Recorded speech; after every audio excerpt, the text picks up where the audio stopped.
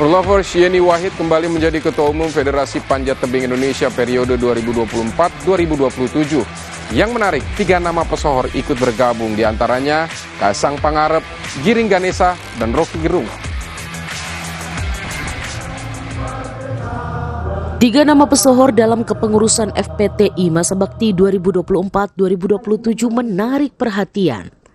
Mereka adalah putra kedua Presiden Joko Widodo, Kaisang Pangarep, yang menjadi pembina bersama Menteri Kelautan dan Perikanan Sakti Wahyu Trenggono.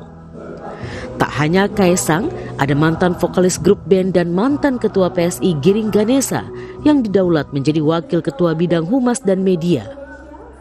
Sementara akademisi Rocky Gerung menjadi wakil ketua bidang panjat tebing alam dan rekreasi. Yeni menilai penunjukan nama-nama pesohor ini bukan tanpa alasan. Selain mencintai olahraga panjat tebing, Yeni menyatakan ketiganya juga aktif pada olahraga ini.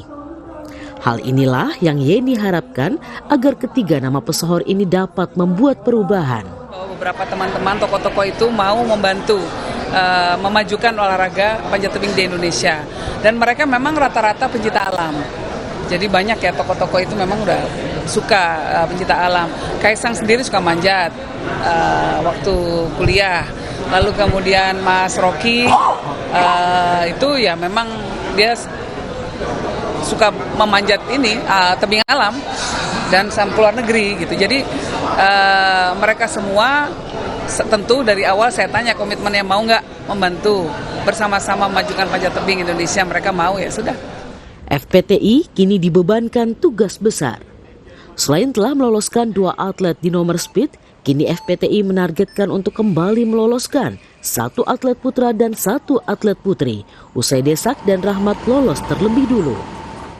Olympic Qualifier Series di Shanghai dan Budapest menjadi tantangan FPTI jelang Olimpiade 2024. Tim Liputan Kompas TV.